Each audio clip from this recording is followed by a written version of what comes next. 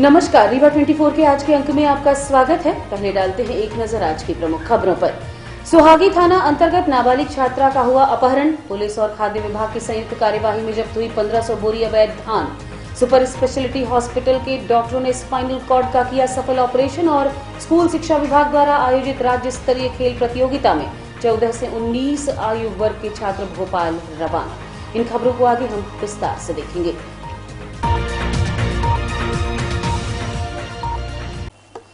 नाबालिग के अपहरण के बाद भी सुहागी पुलिस द्वारा कोई कार्यवाही नहीं की गई, जिसको लेकर आज उनके पिता ने एसपी कार्यालय पहुंचकर जल्द कार्यवाही किए जाने की मांग की। बुधना ग्राम के रहने वाले पीड़ित द्विवेदी परिवार ने आज बताया कि उनकी नाबालिग पुत्री का सत्यम सिंह पिता जितेंद्र सिंह द्वारा अपहरण कर लिया गया है और ऊपर से उन्हें ही धमकी दी जा रही। उन्होंने बताया कि सत्यम के पिता जितेंद्र ने फोन किया कि मेरे लड़के का पता नहीं है, तुम ढूंढो, जबकि उनके लड़के से रोज उनकी बात हो रही है। पीड़ित ने बताया कि उनकी पुत्री ट्यूशन गई थी, उसके बाद से घर नहीं लौटी। वो मुंबई में रहकर काम करते हैं। जब शिकायत सुहागी थाना में की गई तो उन्होंने बहुत ही साधारण तरीके से इस घटना को ट्रीट किया। पीड़ित ने बताया कि अभी तक किसी भी तरह की कोई खास कार्यवाही नहीं की गई है, जबकि मैंने नामजद शिकायत की थी, लेकिन सुहागी टीआई ने नामजद शिकायत नहीं लिखी। और क्या कहना है इस संबंध में पीड़ित का, आपको सुनवाते हैं। 1 तारीख को ट्यूशन गई, ट्यूशन नहीं पहुंची और फिर मेरे पास वो लड़के का पिताजी का फ़ोन आया।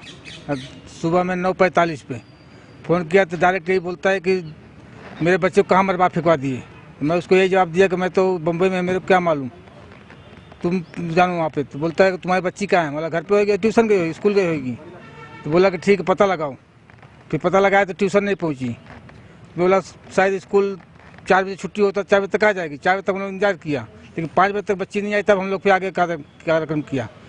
सुहागी में तो थाने में FIR दर्ज किया, लेकिन टीआई साहब ने अपने मन से FIR किया। मैं नाम दर्ज करा, नाम दर्ज नहीं, बोले नाम दर्ज नहीं होएगा, तुम देखे हो क्या? ऐसा करके उन्होंने अपने आप करवा दी, FIR कर किए। जो लड़का है, जो जिस लड़के के नाम आप FIR करवा रहे थे, उसी के पिता आपको फोन करके? हाँ, उसी के पिता मेरे पास फ़ोन किया था। हाँ। क्या नाम लड़के का? सत्यम सिंह। सत्यम सिंह जी। वो भी गायब है? वो भी गायब है। उससे कोई संपर्क हुआ अभी तक? वो लोग से बात होता है, उन लोग से बात? हाँ, उनके माँ बाप से बात होता है। और मैं पूछता हूँ, बोलते फ़ोन लगाता है, बस 2 मिनट बात करता है, काट देता है। आपकी बच्ची से कभी बात हुई? नहीं, मेरे से कभी नहीं हुआ। पुलिस इस मामले में तक क्या कुछ नहीं किया। बोलता जहाँ बताओ वहाँ चलता हूँ, खाली इतना बोलते हैं। जब मैं बताऊंगा तुमको तो तुम किसके लिए हो? साइबर सेल में इसका लड़के का नंबर नहीं दिया गया? सर दिया हूँ, 2-2, 3-3 नंबर दिया हूँ, लेकिन फिर भी वो लोग बोलते देखता हूँ। जब वो लड़के के पिता से लड़के से बात हो रहा है, हम कहते ठीक है बंद है मोबाइल, लेकिन 1 मिनट 2 मिनट जो भी बात होता है वो तो लोकेशन में आना चाहिए। उसका भी कोई लोकेशन नहीं मिल रहा है। किस गाँव का है? डी चौराहे का है। डी चौराहे? डी। ये कहाँ का है? कहाँ, कौन थाना लगता है? थाना वही सुहागी है। अभी क्या चाहते हैं आप? एसपी साहब के पास आए? जी सर। क्या चाहते हैं? मैं सब न्याय चाहता हूँ। पुलिस अभी तक लड़के वाले को बातचीत? खाली बुला के पूछताछ किया, छोड़ दिया। अभी तक मतलब कुछ भी नहीं? कुछ भी कार्रवाई नहीं। कब से लापता है ये? 1 तारीख से सर। टीकर गांव में जब्त हुई 15 बोरी अवैध धान। पुलिस विभाग और खाद्य विभाग द्वारा संयुक्त कार्यवाही में टीकर के सुरेश यादव और अरुण यादव के घर से लगभग 1500 बोरी अवैध धान जब्त की गई है। ये धान उत्तर प्रदेश से लाई गई थी। धान शंकर दयाल गुप्ता द्वारा लाकर रखी गई थी। अपर कलेक्टर शैलेंद्र सिंह ने बताया कि कलेक्टर को फोन पर सूचना मिली, जिसके बाद ये कार्यवाही की गई। कार्रवाई की गई, कुछ धान पकड़ी गई है, कहाँ से आई थी? ये हमें एक शिकायत प्राप्त हुई थी कलेक्टर महोदय को कि ग्राम टीकर में कल देर रात को वहाँ पर यूपी से कुछ धान परिवहन करके लाई गई है, जिसको यहाँ के खरीदी केंद्रों में उसको खपत की जानी थी। उसी के संबंध में शिकायत प्राप्त होने के बाद पर सर्किल के तहसीलदार, नान और फूड विभाग के कर्मचारियों, पुलिस विभाग के द्वारा वहाँ पर मौके से जाँच की गई और ये जो शिकायत थी इसको सही पाया गया है। सर कितनी मात्रा में धान थी? ये लगभग 1500 बोरी का जो आया है, 1500 बोरी की धान है और 621 कुंटल लगभग वो धान की मात्रा है जो यहाँ पर हमको प्राप्त हुई है। अभी वहाँ पर मौके पर कार्यवाही भी जारी है। कहाँ से आ रही थी? ये जो हमको वहाँ पर मौके पर बोरे मिले हुए हैं वो यूपी और पंजाब के जो बोरे हैं उन्हीं बोरों में ये धान आई हुई है। तो ऐसा प्रमाणित हो रहा है कि जो धान है वो यूपी से ही आई हुई है। सारी बिक्री के लिए लाई गई हो एमपी में, यहाँ रेट में बेचेंगे? हाँ वही होगा और धान खरीदी केंद्रों में ही उसके लिए लाई गई है। जैसे प्रथम दृष्टया तो यही प्रतीत हो रहा है। बाकी जाँच चालू है मौके से और आगे जो होगा उस पर कार्यवाही की जाएगी जैसे तथ्य निकल करके आएंगे। सुपर स्पेशलिटी हॉस्पिटल रीवा में 60 साल के बुजुर्ग की गर्दन में स्पाइनल का ऑपरेशन सफलतापूर्वक किया गया।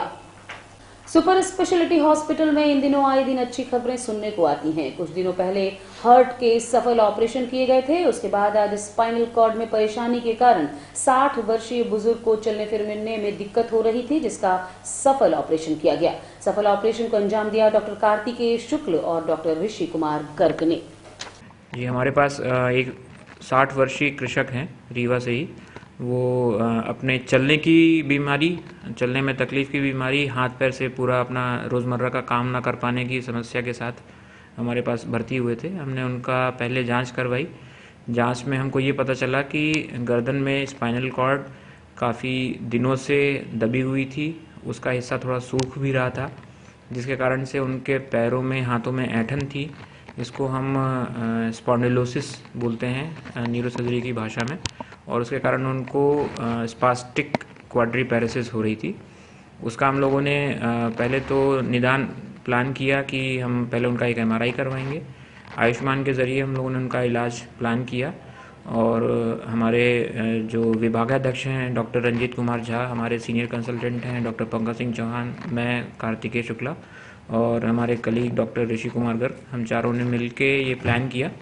और ऑपरेशन के बाद गर्दन के उस हिस्से को हम लोगों ने दबाव से मुक्त किया और ICU में उनको हम लोगों ने पोस्ट ऑप केयर की। उसके बाद मरीज को काफ़ी ज़्यादा सुधार हुआ। वो अपने दोनों पैरों पे खड़े हो पा रहे हैं। चलने में जो उनकी लड़खड़ाहट थी वो ठीक हो गई है। अब वो गिरते नहीं हैं और दोनों हाथों में भी ताकत लौट के आई है, तो अपने कपड़े पहन पाना और रोज़मर्रा का काम कर पाना, ये सब कर पा रहे हैं। और अभी हमने उनको 4-5 दिन की देखभाल के बाद छुट्टी करी है और वो काफ़ी संतुष्ट थे। उनके परिजन भी काफ़ी खुश थे और हमारे प्रबंधन से भी वो लोग काफ़ी खुश थे और उनका फीडबैक भी अच्छा रहा। और ऐसे ऑपरेशंस हम लोग काफ़ी सुदृढ़ता के साथ और गुणवत्ता को सुधारने के हिसाब से कर पा रहे हैं। और हम आगे भी ये कोशिश करेंगे कि रीवा के लोगों को, जिनको भी जो पहले कम ये सर्जरी हो पा रही थी, वो अब हम यहाँ पर रीवा के लोगों को दे पाएंगे सेवाएं। और जो लोग बाहर जा रहे थे इन्हीं ऑपरेशंस के लिए, महंगे इलाज के लिए, उनको हम अब रीवा में ही रोक सकते हैं। उनको अब बाहर जाने की ज़रूरत नहीं है। और हम चाहेंगे कि रीवा की जनता न्यूरो सर्जरी विभाग के ऊपर जो एक कॉन्फिडेंस दिखाए। स्कूल शिक्षा विभाग द्वारा खेल प्रतियोगिताओं का आयोजन किया जा रहा है, जिसमें 14 से 19 वर्ष के आयु वर्ग के छात्रों का एक दल कल भोपाल रवाना हुआ। आपको बता दें कि स्कूल शिक्षा विभाग द्वारा समय समय पर खेल प्रतियोगिताएं आयोजित की जाती हैं। इसी कड़ी में 128 छात्रों सहित कुल 142 सदस्यों की टीम कल भोपाल के लिए रवाना हुई। इसके पहले सतना में संभाग स्तरीय प्रतियोगिताओं में रीवा से विजेता छात्र राज्य स्तरीय प्रतियोगिता में भाग लेने के लिए रवाना हुए। ये प्रतियोगिता 8 दिसंबर से लेकर 13 दिसंबर तक आयोजित होगी, जिसमें मध्य प्रदेश के सभी जिलों से टीमें भाग लेंगी, जिसमें फुटबॉल, हॉकी, फुटसेल जैसे खेलों के खिलाड़ी भाग लेंगे। आपको बता दें कि इस बार किसी भी खेल की राष्ट्रीय प्रतियोगिताएं नहीं हो पा रही हैं। और इस देश के लिए जो फुटबॉल की टीम है, ये हमारे साथ एथलेटिक्स, बालक बालिका 14 से 19 वर्ष और फुटसल 19 वर्ष और हॉकी, ये रीवा डिवीजन की टीम है। और ये राज्य स्तरीय प्रतियोगिता भोपाल में आयोजित है 8 दिसंबर से 13 दिसंबर तक। उसी में हम इनको सम्मिलित कराने के लिए ले जा रहे हैं। जी, तो इसमें मतलब कितने आयु वर्ग के लोग हैं इसमें? इसमें 14, 17 और 19 वर्ष आयु वर्ग की 3 आयु वर्ग ग्रुप है इसमें। किस विभाग, स्कूल विभाग से? एथलेटिक्स में 3 एज ग्रुप के हैं। जी जी। फुटसल में केवल 19 वर्ष के बालक बालिका हैं, 12, 24। और हॉकी में केवल एक एज ग्रुप है, वो 17 वर्ष बालक। तो यहाँ से जीतने के बाद जैसे अब ये स्टेट में जा रहे हैं, तो उसके बाद नेशनल में जाएंगे? नेशनल तो इस साल किसी गेम का हो नहीं रहा है अपने स्कूल शिक्षा विभाग में। जी जी। खेलो इंडिया में शायद सिलेक्शन होता है। अच्छा, मुख्यमंत्री का जो खेलो इंडिया वो अलग? जी जी जी। खेलो इंडिया में होता है सिलेक्शन, उसमें होगा इन बच्चों को। और कुल हमारे साथ में 128 बच्चे बालक बालिका हैं और 18 ऑफिशियल हैं। इस तरह से 146। लगभग कितने बालक और कितनी बालिकाएं? ये 68 बालिका हैं और 60 बालक हैं, 128 और 13 पुरुष ऑफिशियल, 5 महिला, इस तरह से 146 है। जी जी। और वहाँ रुकने और रहने खाने वहाँ की सब व्यवस्था होगी। संगठन सचिव जिला शिक्षा अधिकारी भोपाल के द्वारा वहाँ सब रुकने की, खेलने की व्यवस्था है। बाकी अपना मेस रहेगा, खाने पीने की व्यवस्था है। चलिए, थैंक यू सर। आपका नाम सर? मेरा नाम विनोद कुमार सिंह। सर, आप टीम लेके जा रहे हैं, क्या उम्मीदें हैं आपको कि कैसे क्या हमारी टीमें कुछ इनाम लाएंगी या क्या लग रहा है आपको छात्रों की तैयारी को लेकर? या सेवन में फिर आप आओ। सर देखिए क्या है कि एथलेटिक्स में तो अपन पदक लाते ही हैं और अभी फुटसल नया खेल चालू हुआ है और उम्मीद है कि अपने रीवा संभाग टीम अच्छा प्रदर्शन करेगी फुटसल में।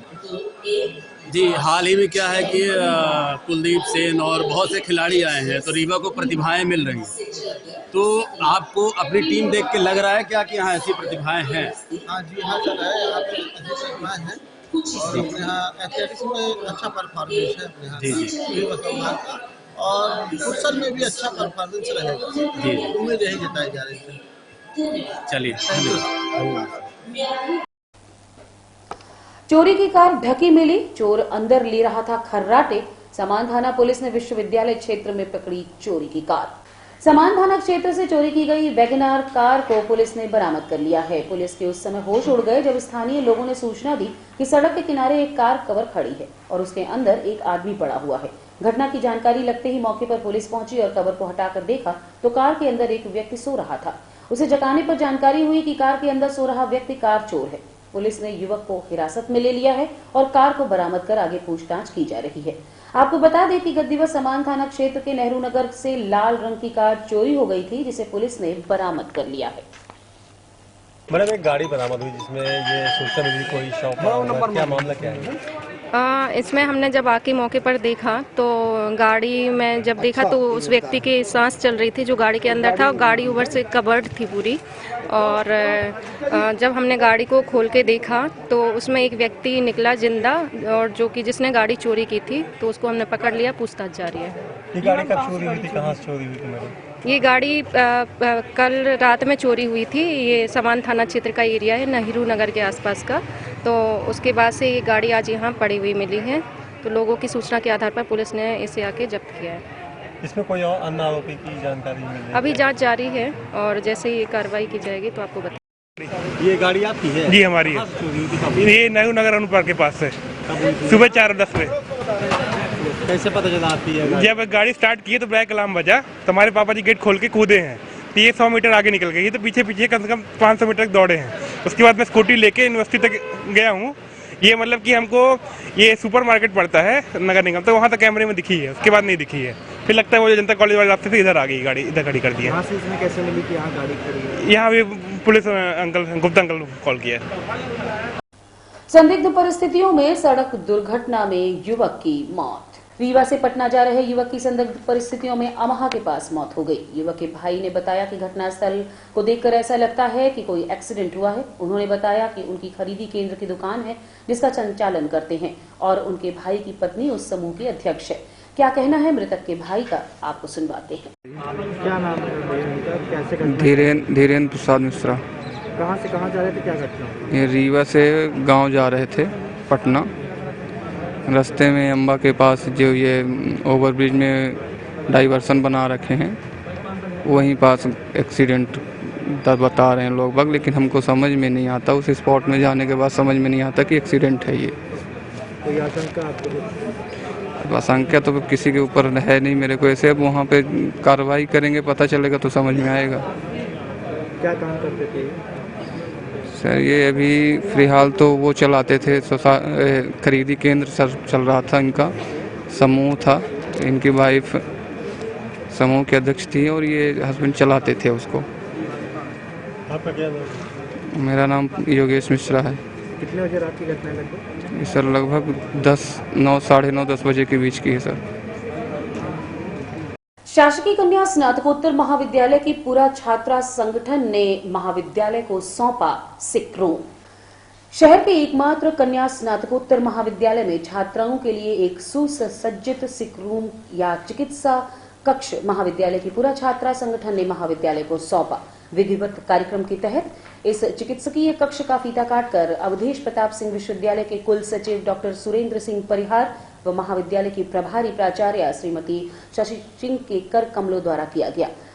कार्यक्रम के संबंध में पूरा छात्रा संगठन की अध्यक्ष अर्चना सिंह ने बताया कि छात्राओं की चिकित्सा संबंधी प्रथम दृष्टया उपचार हेतु संबंधित सामग्री जैसे व्हीलचेयर, बीपी व शुगर जांच की मशीनें, फर्स्ट एड में उपयोगी दवाइयों के साथ साथ छात्राओं को मामूली अस्वस्थता में उपयोग आने वाली वस्तुएं इस कक्ष में उपलब्ध होंगी। साथ ही समय समय पर हम शहर के ख्यातिलब्ध व योग्य चिकित्सकों को बुलाकर छात्राओं का चेकअप भी करवाएंगे।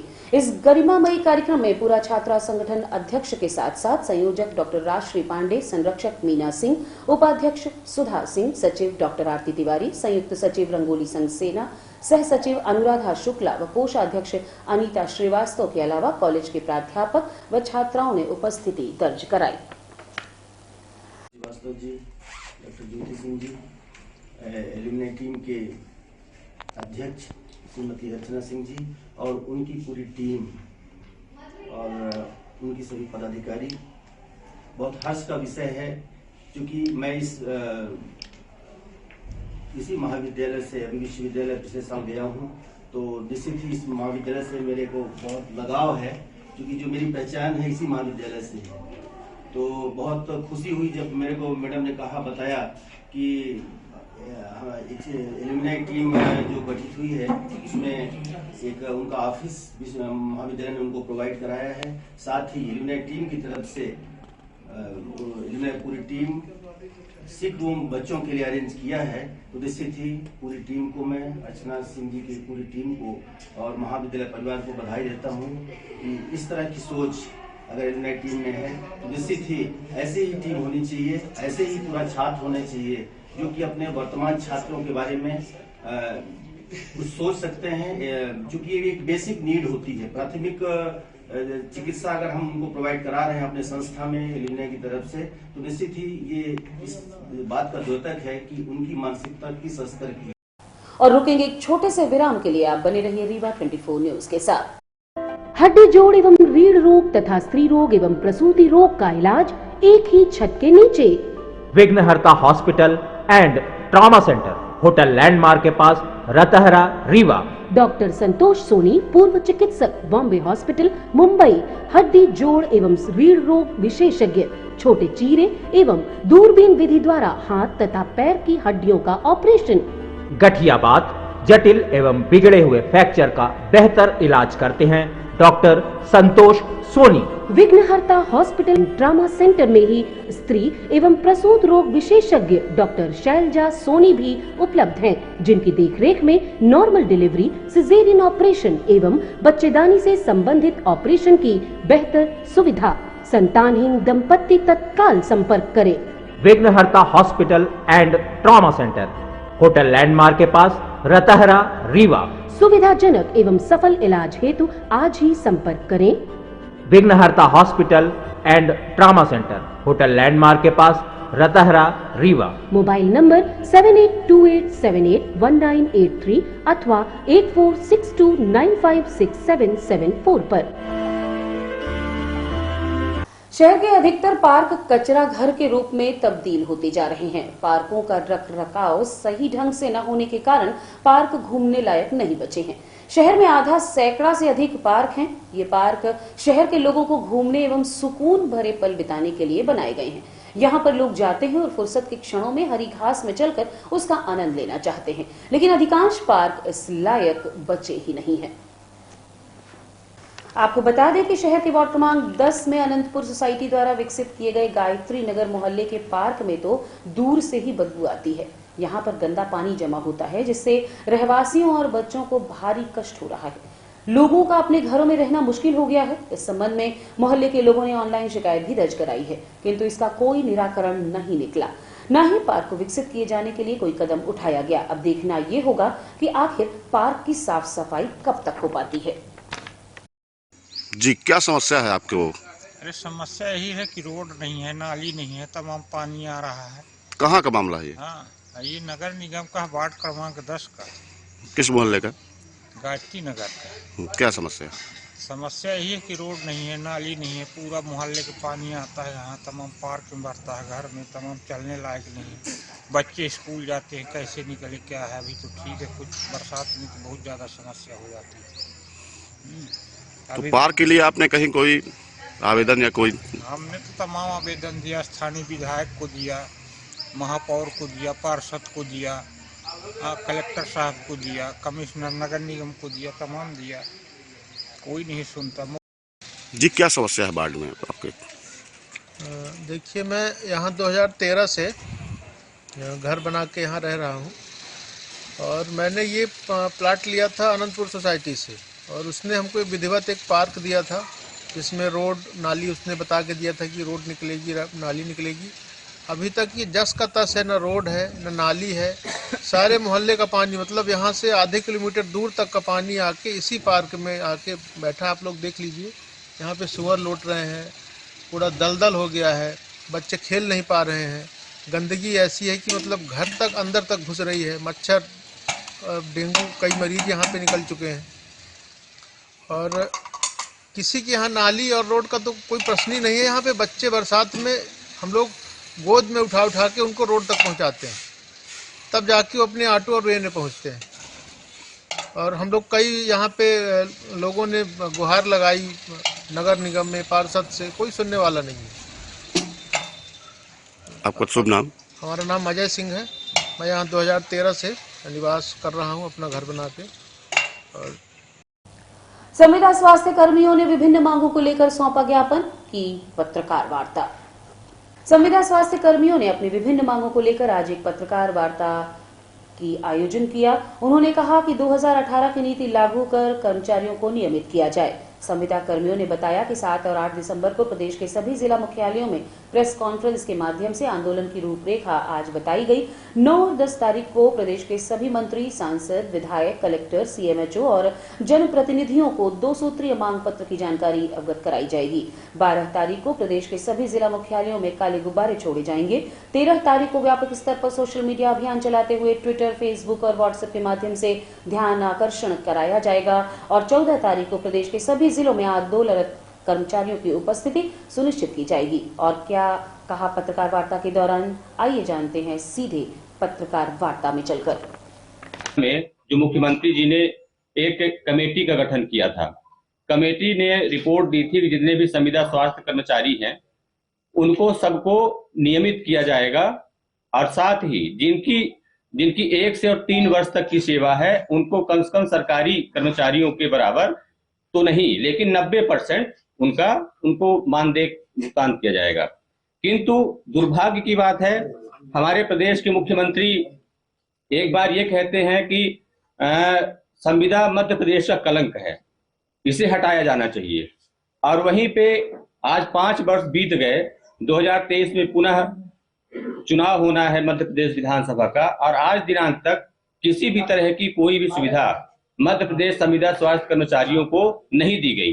जबकि उसके विपरीत आप देखें तो अन्य जो विभाग हैं, तो जो कमेटी बनी थी उसी के आधार पे बाकी कर्मचारियों को उन्हें नियमित कर दिया। लेकिन आप कोरोना काल में देखिए, जितने भी हमारे संविदा स्वास्थ्य कर्मचारी हैं अपनी जान हथेली में लेके मरीजों के लिए, मरीजों के उपचार के लिए, बेहतर व्यवस्था के लिए, बहुत सारे लोग ऐसे हैं जो इस दुनिया में नहीं भी हैं, तो हम अपनी जान हथेली में लेके और अपने मध्य प्रदेश का नाम रोशन करने के लिए पूरा काम किए। वहीं पे सरकार का क्या ये नैतिक दायित्व तो नहीं है कि हम लोगों को कम से कम इतना तो आप दे दो कि हमारे परिवार का अच्छे से भरण पोषण किया जा सके। और अगर हमारी मांग ये है कि जो लोग 20 साल से संविदा में काम कर रहे हैं, आज वो लगभग रिटायरमेंट के कगार में आ गए, आज वो क्या करेंगे? तो ऐसे लोगों को नियमित किया जाए, जिनकी सेवाएं 3 साल से ऊपर की हैं उन सबको नियमित किया जाए, और जिनकी सेवाएं 3 साल से कम की हैं उनको कम से कम सरकारी कर्मचारियों का 90% वेतनमान दिया जाए। ये हमारी मुख्य मांग है। दूसरा, पिछले बार 2021 में जो हमारा वो हुआ था, स्ट्राइक हम लोगों ने की थी, आंदोलन किया था, उसमें एनएचएम द्वारा ये कहा गया था कि अगले सप्ताह के जून माने अगले सप्ताह जून माह में आप लोगों की मांग अनुसार जो भी वेतनमान है वो एरियस के साथ में कमेटी बना के और हम भुगतान कर देंगे। किंतु दुर्भाग्य की बात है 2021 था और दिसंबर 2022 लगा। आज की खबरों में बस इतना ही। नई खबरों के साथ कल होंगे पुनः उपस्थित। अब दीजिए इजाजत। नमस्कार।